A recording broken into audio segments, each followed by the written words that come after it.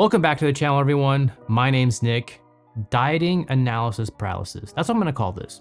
One good example of this is the debate between white rice versus brown rice. Now, you don't have to be a weightlifter to know that carbs are the primary source of energy for humans. And for a lot of people, rice is just a go-to staple for carbs. But if you've tried to be more conscientious of your food choices, you've probably stumbled upon advice that says you should opt for brown rice over white rice. And that can be discouraging for people who prefer white rice or for people who just don't like brown rice. I mean, imagine you've decided to clean up your diet, you want to get healthy, and after some research, the first thing you read is that you should eat something you don't really enjoy. That's not a good start. So in today's video, we're gonna go over very quickly whether or not brown rice is actually superior. And hopefully by the end of the video, you'll be able to understand the nuances of this distinction to choose what best suits your preferences and apply this to other choices. Because in the end, a successful diet is gonna be the one that you're able to stick with. So the most common arguments in favor of brown rice is that it's more nutritious, has more fiber, and thus it digests more slowly than white rice, which apparently is basically empty calories. So the best way to go about this is just to compare the two. So let's look at some stats. What do we see?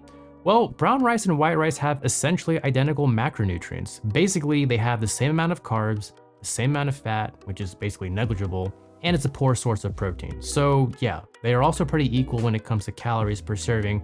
So nothing's really standing out right now besides taste, texture, and then I guess personal preference. Now, if we look at the micronutrients, many would presume that brown rice wins because white rice is refined to remove these minerals and vitamins. And yeah, that's true, but most times white rice is actually fortified back with these additional nutrients. So again, the differences between nutrient profile is pretty trivial. I mean, it's not like nutrient profile in rice is setting records anyway. It's not a superfood. I hate that term, by the way. Odds are you'll be eating rice as part of a well-balanced meal with protein and vegetables. So whatever you think you're missing out from white rice, you'll get back from other foods. I'll put it to you this way. If you're eating a balanced diet, eating rice is basically mainly for the carbs. No one is gonna wake up in the middle of the night and be like, oh, I need some brown rice for the 0.2 grams of magnesium that I probably already got from a different food source. The only thing brown rice seems to have the edge over white rice is fiber. That's numerically undeniable. So the statement that brown rice is better for white rice, for fiber at least, is true. Until you see that the difference is like 2 grams. Now all of a sudden that statement doesn't seem like that big of a deal when you put it into a numerical standpoint.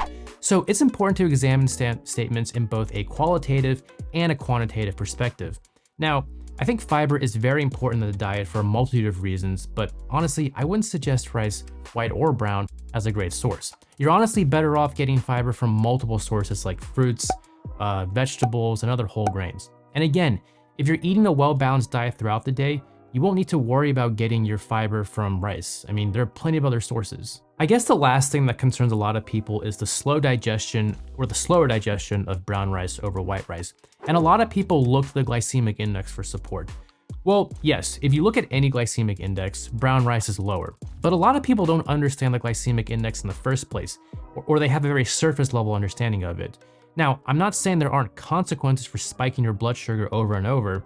However, if you're eating rice combined with a complete meal containing protein and fat, as you know, most people probably would, the absorption rate of carbs are slowed down drastically. So even though white rice does absorb faster if you just ate a bowl of it on its own after coming off of a fasted state, it won't make any real difference when eaten as part of a complete and balanced meal.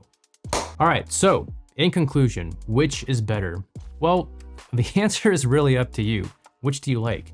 Because given the factors that people would argue, in the end, the differences aren't that substantial when it comes to building muscle, losing fat, or in general, just practicing a healthy diet. If you're eating brown rice and you still want to continue doing so, then by all means.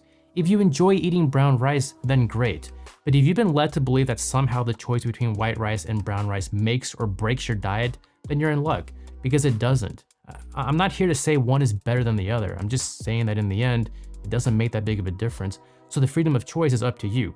Don't be like me where after eating brown rice for like 3 years, I asked myself, do I even want to be healthy? Because as funny as that might sound, it's usually where people start to fail their diet and develop an unhealthy relationship with food because now they feel like they can no longer eat for any sort of enjoyment.